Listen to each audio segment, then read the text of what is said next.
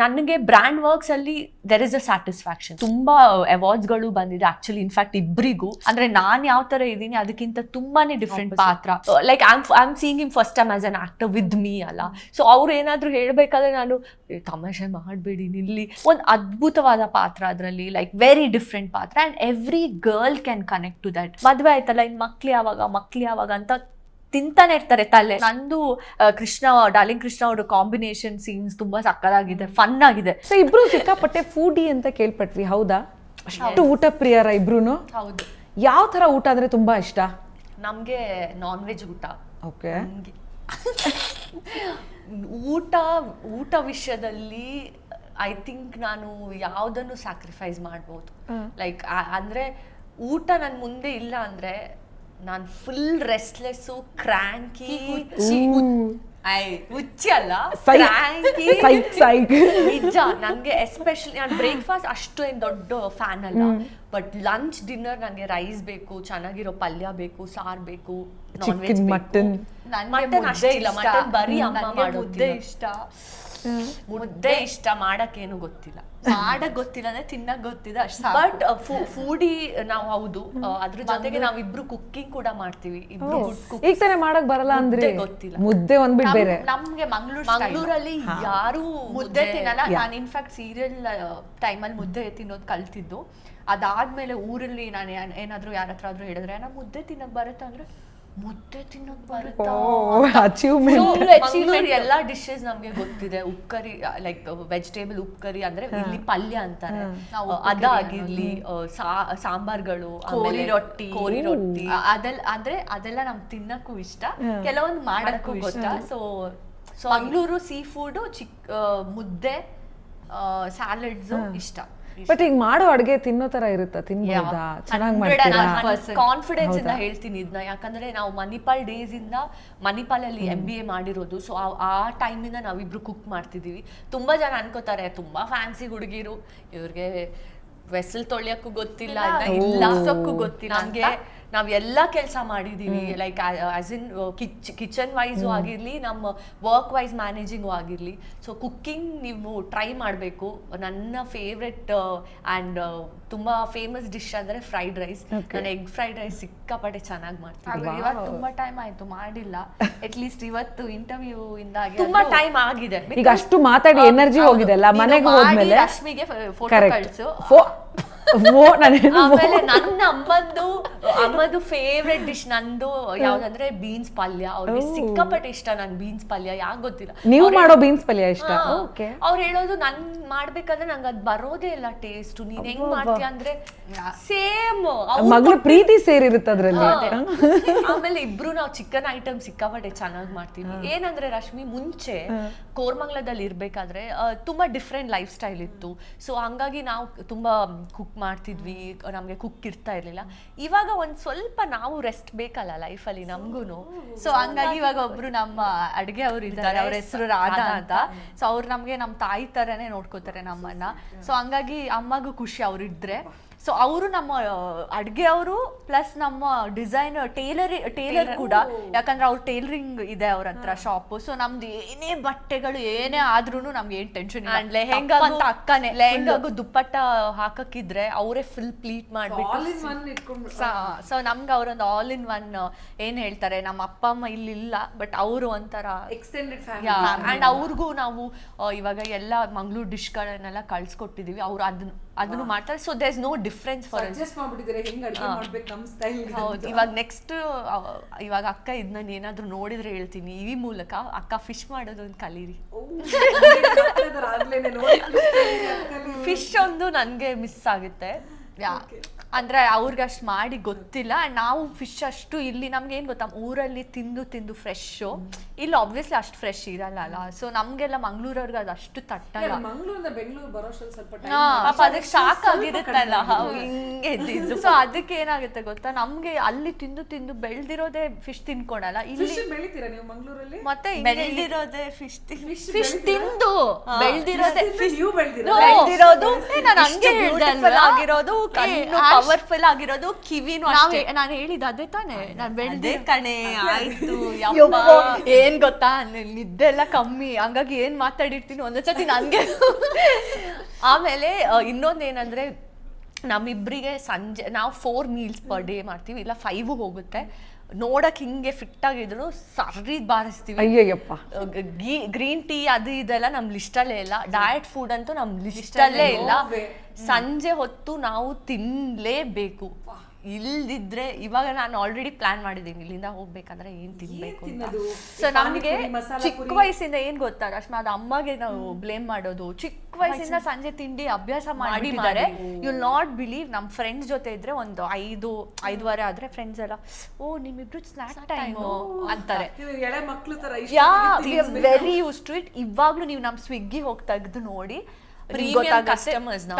ಯಾಕಂದ್ರೆ ಸಂಜೆ ಹೊತ್ತು ಅವಾರ್ಡ್ ಕೊಡ್ಬೇಕು. ಸಂಜೆ ಹೊತ್ತು ಸ್ಯಾಂಡ್ವಿಚ್, ಬರ್ಗರ್ಸ್ ಏನಾದ್ರೂ ಒಂದು. ಈಗ ಕೊರಿಯರ್ ಡೆಲಿವರಿ ಮಾಡೋರ್ಗೆ ಅಡ್ರೆಸ್ ಹೇಳೋ ಗೋಜೆ ಇಲ್ಲ ಅನ್ಸುತ್ತೆ. ಅವ್ರಿಗೆ ಗೊತ್ತಾಗ್ಬಿಟ್ಟಿರುತ್ತೆ ಈ ಅಡ್ರೆಸ್ ಇದೆ ಈ ಮನೆಗೆ ಅಂತ. ಡೆಲಿವರಿ ಪಾರ್ಟ್ನರ್ಸ್ ಪಾಪ ಬೇರೆ ಬೇರೆ ಅವ್ರು ಬರೋದು, ಹಾಗಾಗಿ ಆಮೇಲೆ ಇಲ್ಲ ಸೆಕ್ಯೂರಿಟಿ ಅವ್ರಿಗೆ ನಾವು ಇರೋದು ಗೇಟೆಡ್ ಕಮ್ಯುನಿಟಿಯಲ್ಲಿ, ದೊಡ್ಡ ಅಪಾರ್ಟ್ಮೆಂಟ್ ಅಲ್ಲಿ.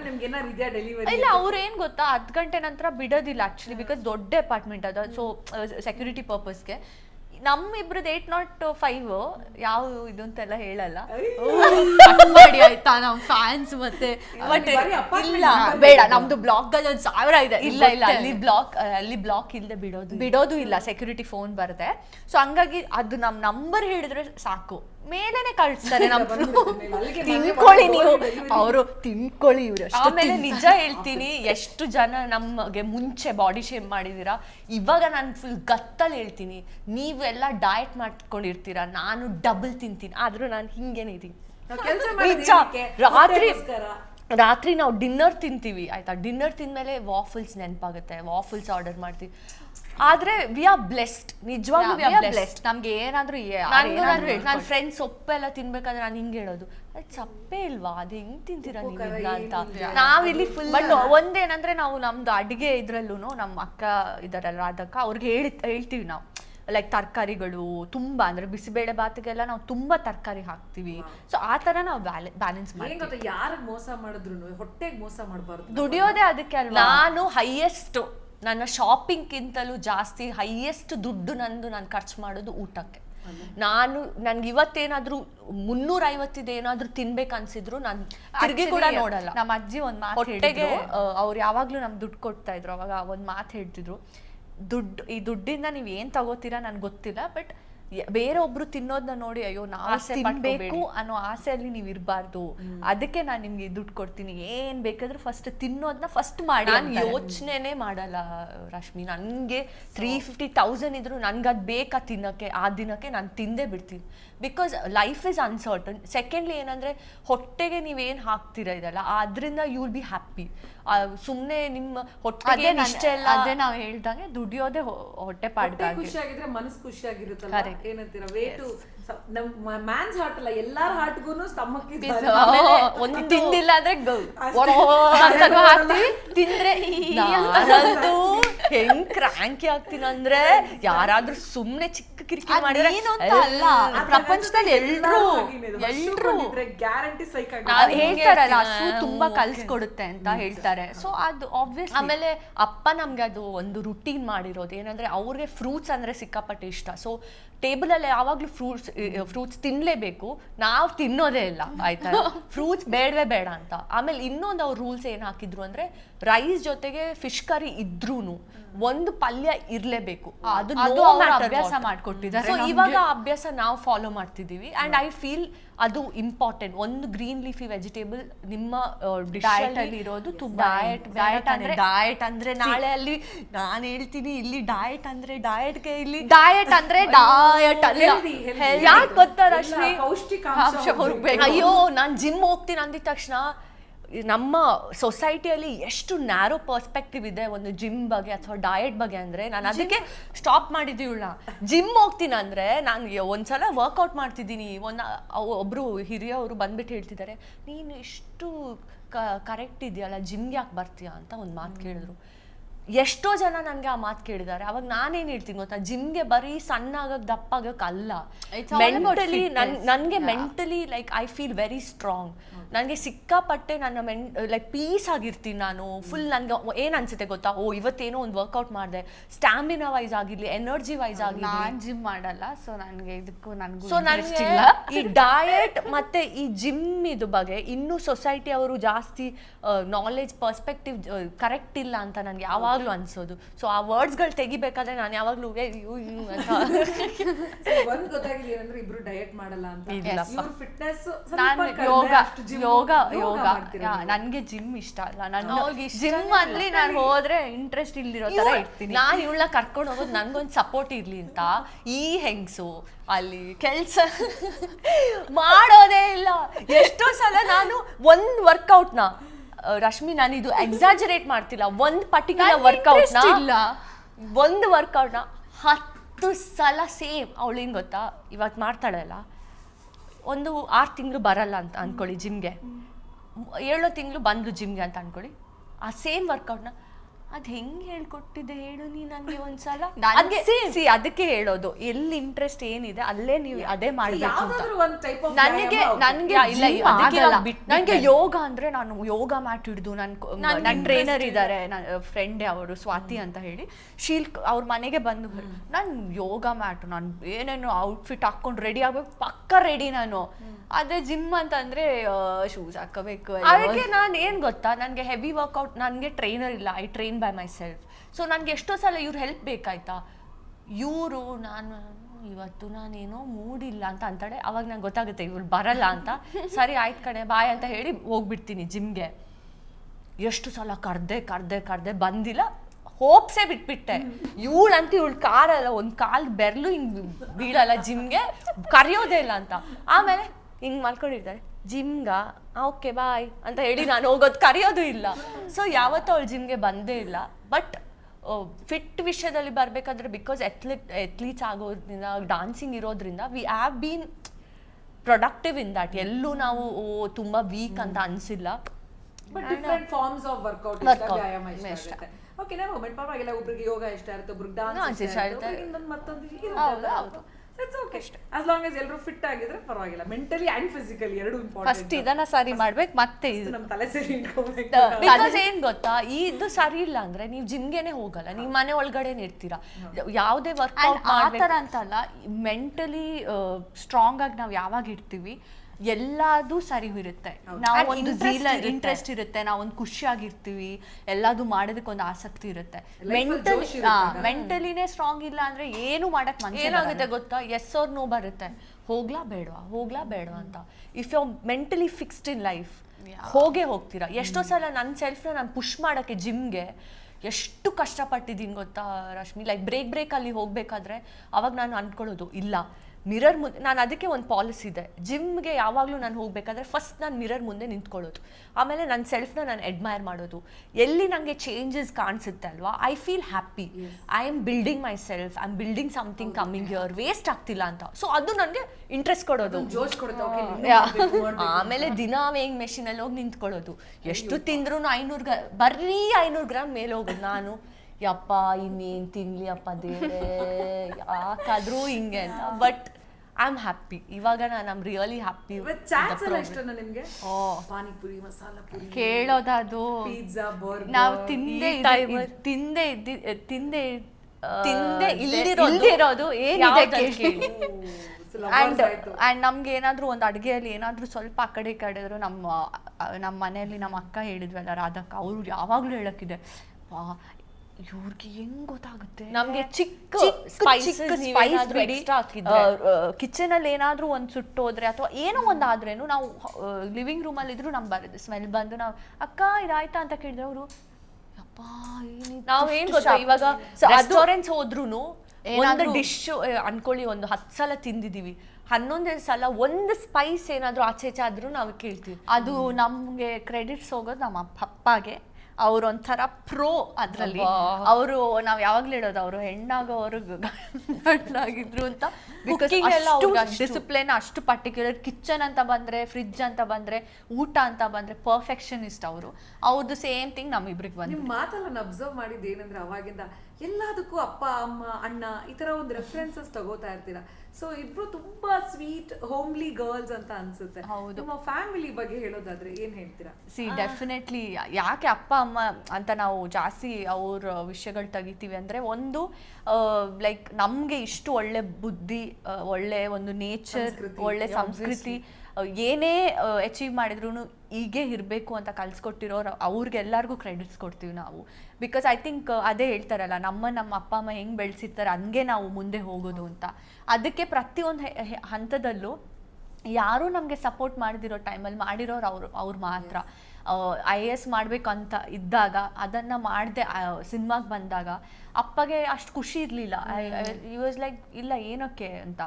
ಬಟ್ ಅದಾದಮೇಲೆ ಸಿನಿಮಾ ರಾಮಾಚಾರಿ ಹಿಟ್ ಆಗಿದ್ರಿಂದ ಅವರು ನಮಗೆ ಫುಲ್ ಸಪೋರ್ಟ್ ಕೊಡೋಕ್ಕೆ ಸ್ಟಾರ್ಟ್ ಮಾಡಿದರು.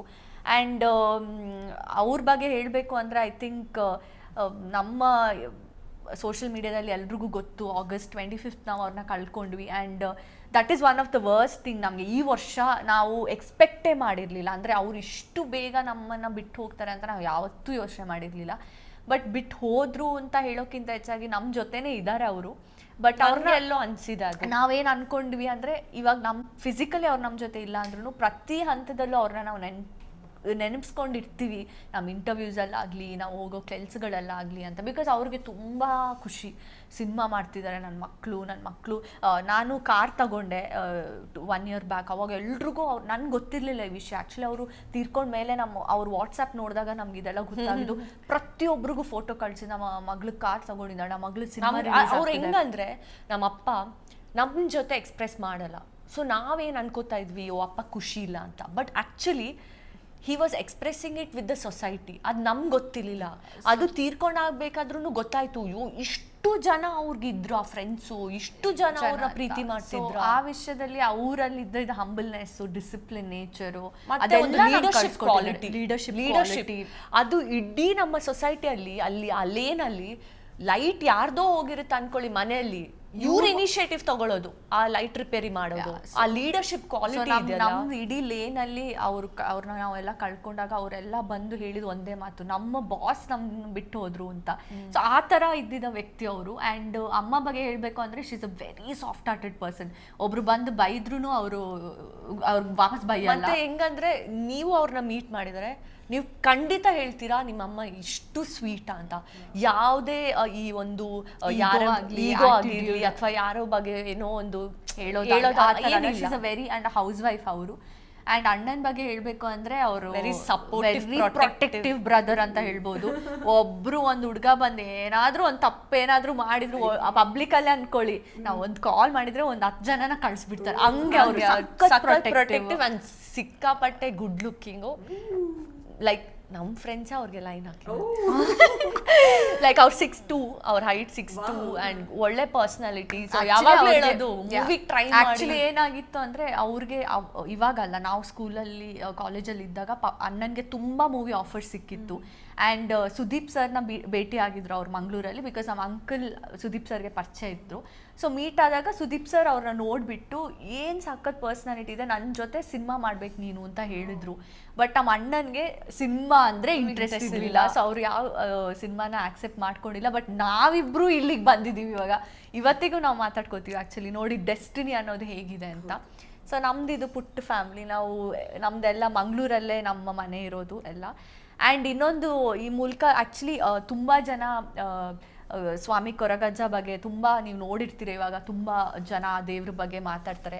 ಸೊ ತುಂಬ ಹೆಮ್ಮೆ ಆಗುತ್ತೆ ಆ್ಯಕ್ಚುಲಿ ಇದು ಹೇಳೋದಕ್ಕೆ. ನಾನು ಫಸ್ಟ್ ಅನಿಸುತ್ತೆ ಇದೇ ಇಂಟರ್ವ್ಯೂ ಮೂಲಕ ಹೇಳ್ತಿರೋದು. ಏನಂದರೆ, ಮಂಗಳೂರಲ್ಲಿ ಮೇನ್ ಅಂದರೆ ಸ್ವಾಮಿ ಕೊರಗಜ್ಜದ ಏನು ನೀವು ನೋಡ್ತೀರಾ, ಶಿವಣ್ಣ ಆಗಲಿ, ರಚಿತಾರಾಮ್ ಅವರು, ಆಮೇಲೆ ಪ್ರಿಯಾಂಕಾ ಉಪೇಂದ್ರ ಮ್ಯಾಮ್, ಸಾಕಷ್ಟು ಸೆಲೆಬ್ರಿಟಿ, ಧ್ರುವ ಸರ್ಜಾ ಅವ್ರು ಎಲ್ಲರೂ ಬಂದಿದ್ದಾರೆ. ಅದು ಟೆಂಪಲ್ ಬಂದುಬಿಟ್ಟು ನಮ್ಮದೇನೆ. ಸೊ ಅದು ತುಂಬ ಜನಕ್ಕೆ ಗೊತ್ತಿರಲಿಲ್ಲ. ಇನ್ಫ್ಯಾಕ್ಟ್ ಶಿವಣ್ಣ ಅವರು ಕೂಡ ಬಂದಾಗ ನಮ್ಮ ಅಣ್ಣ, ನಮ್ಮ ಎಲ್ಲರೂ ಇದ್ದರು ಅಲ್ಲಿ. ಸೊ ನನಗೆ ನಮ್ಮ ಅಣ್ಣನ ನೋಡಿ ತುಂಬ ಜನ ನಂಗೆ ಮೆಸೇಜ್ ಮಾಡಿದ್ರು, ಇದು ನಿಮ್ಮ ಫ್ಯಾಮಿಲಿದಾ ಅಂತ. ಸೊ ಈ ಮೂಲಕ ಯಾಕೆ ಹೇಳ್ತಿದ್ದೀನಿ ಅಂದರೆ, ತುಂಬ ಜನ ಬರ್ತಿರ್ತಾರೆ ಆ ಟೆಂಪಲ್ಗೆ. ನಾನು ಯಾವುದು ಇಂಟರ್ವ್ಯೂಸಲ್ಲಿ ಇದು ಹೇಳಿರಲಿಲ್ಲ ನಾವಿಬ್ಬರು ಆ್ಯಕ್ಚುಲಿ. ಬಟ್ ತುಂಬ ಜನ ನನಗೆ ಹೇಳಿದ್ರು ಮೀಡಿಯಾದವರೇ, ಯಾಕೆ ನೀವು ಹೇಳಲ್ಲ ಇದನ್ನು ಹೇಳಿ ಅಂತ. ಸೊ ಎಲ್ಲಿಗೋ ಕನೆಕ್ಟ್ ಆಯಿತು. ಸೊ ಅದು ಮಂಗಳೂರಲ್ಲಿದೆ ಸ್ವಾಮಿ ಕೊರಗಜ್ಜ ಟೆಂಪಲ್, ಅದು ಮೇನ್ ಕೊರಗಜ್ಜ ಟೆಂಪಲ್. ಅದು ಏನು ಇನ್ನೊಂದು ಖುಷಿ ಅಂದರೆ ನಮ್ಮ ಟೆಂಪಲ್ಗೆ ನಾವೊಂದು ಇಂಡಸ್ಟ್ರಿ ಫ್ಯಾಮಿಲಿ ಥರ ಇದ್ವಿ. ಸೊ ಆ ಎರಡು ಫ್ಯಾಮಿಲಿ ಥರ ಜಾಯ್ನ್ ಆಗೋದಿದೆಯಲ್ಲ, ಇಟ್ ಫೀಲ್ಸ್ ನೈಸ್. ಸೊ ನಾನು ಯಾಕೆ ಇದನ್ನು ಹೇಳ್ದೆ ಅಂದರೆ, ತುಂಬ ಜನ ಇವಾಗ ಶಿವಣ್ಣ ಬಂದಿದ್ದಾಗಲಿ ಅಥವಾ ಪ್ರಿಯಾಂಕಾ ಮ್ಯಾಮ್, ರಚಿತಾರಾಮ್ ಮ್ಯಾಮ್ ಎಲ್ಲರೂ ಬಂದಿದ್ದಾರೆ, ಇವನ್ ಸಂತೋಷ್ ಆನಂದರಾಮ್ ಸರ್, ಯಾರಿಗೂ ಆ್ಯಕ್ಚುಲಿ ಗೊತ್ತಿಲ್ಲ ಅದು ನಮ್ಮ ಫ್ಯಾಮಿಲಿ ಅಂತ. ಇನ್ಫ್ಯಾಕ್ಟ್ ಧ್ರುವ ಅವ್ರಿಗೆ ಅಣ್ಣ ಸಿಕ್ಬಿಟ್ಟು ಫೋಟೋ ತೆಗೆದು ನನಗೆ, ಧ್ರುವ ಅವರು ನಾನು ಒಳ್ಳೆ ಫ್ರೆಂಡ್, ಶಿವಣ್ಣ ಸರ್ಗೂ ಹೇಳಿದ್ರು, ಶಿವಣ್ಣಗೂ ಅಣ್ಣ ಹೇಳಿದ್ರು. ಆಮೇಲೆ ಧ್ರುವ ಅವರು ನಾನು ಕಾಲ್ ಮಾಡಿದ್ರು, ಇದು ನಾನು ನಿಮ್ಮ ಅಣ್ಣ ಮೀಟ್ ಆದೆ, ನೀವು ಯಾಕೆ ನೀನು ನನಗೆ ಹೇಳಿಲ್ಲ ಅಂತ ಅಂದರು. ನಾನು ಹೇಳಿದೆ ನನಗೇನೋ ಅದು ಅಂತ ಹೇಳ್ಕೊತಾ ಇರಲಿಲ್ಲ. ಬಟ್ ಇವಾಗ ನಾನು ಯಾಕೆ ಹೇಳ್ತಿದ್ದೀನಿ ಅಂದರೆ, ಪ್ರಿಯಾಂಕಾ ಮ್ಯಾಮ್ ಆಗಲಿ ಶಿವಣ್ಣ ಆಗಲಿ ಎಲ್ಲರೂ ಯಾರು ಬಂದರು ಅವ್ರಿಗೆ ತುಂಬ ಒಳ್ಳೇದಾಯಿತು ಆ್ಯಕ್ಚುಲಿ ಅವ್ರ ಲೈಫಲ್ಲಿ ಇಲ್ಲಿ ಬಂದಮೇಲೆ, ಆ ಟೆಂಪಲ್ಗೆ ಬಂದಮೇಲೆ. ಸೊ ಹಂಗಾಗಿ ನಾನು ಅಂದ್ಕೊಂಡೆ ಎಷ್ಟೋ ಜನರಿಗೆ ಅವ್ರ ಕಷ್ಟಗಳಿರುತ್ತೆ, ಅವರ ಒಂದು ನಂಬಿಕೆಗಳಿರುತ್ತೆ. ಆ ಥರ ಇದ್ದರೆ ಡೆಫಿನೆಟ್ಲಿ ಸ್ವಾಮಿ ಕೊರಗಜ್ಜನ ಅವ್ರು ನಂಬ್ತಾರೆ ಅಂದರೆ ನಮ್ಮದೇ ಟೆಂಪಲ್ಗೆ ಬನ್ನಿ, ದೇವರು ಒಳ್ಳೇದು ಮಾಡ್ತಾರೆ, ನಮ್ಮಿಂದ ಒಂದಿಷ್ಟು ಜನರಿಗೆ ಒಳ್ಳೇದಾಗುತ್ತೆ ಅಂದರೆ ನಾವು ಯಾವತ್ತಿಗೂ ಇರ್ತೀವಿ. ಸೊ ಹಂಗಾಗಿ ಈ ಮೂಲಕ ನಾನು ಹೇಳ್ದೆ ಅದನ್ನು. ಎಲ್ಲಿಗೆ ಬರಬೇಕು. ಸೊ ಅದು ಆ್ಯಕ್ಚುಲಿ ನೀವಿವಾಗ ಗೂಗಲಲ್ಲಿ ಹಾಕಿದ್ರು, ಯೂಟ್ಯೂಬಲ್ಲಿ ಹಾಕಿದ್ರು, ಇವಾಗ ಕೊರಗಜ್ಜ ಟೆಂಪಲ್ ಶಿವಣ್ಣ ವಿಸಿಟ್ ಮಾಡಿದ್ದಾರೆ ಅಂದ್ರೇ ಯೂಟ್ಯೂಬಲ್ಲಿ ಫುಲ್ ವೀಡಿಯೋಸ್ ಇದೆ. ಸೊ ಅದು ಕುತ್ತಾರ್ ಅಂತ ಇದೆ ಮಂಗಳೂರಲ್ಲೇ, ಕುತ್ತಾರಲ್ಲಿ ಕೊರಗಜ್ಜ ಟೆಂಪಲ್. ಸೊ ಅಲ್ಲಿ ಬರ್ಬೋದು. ಸೊ ನಾವು ಬೇಸಿಕ್ಲಿ ಅದೇ ಫ್ಯಾಮಿಲಿ ಅವರು.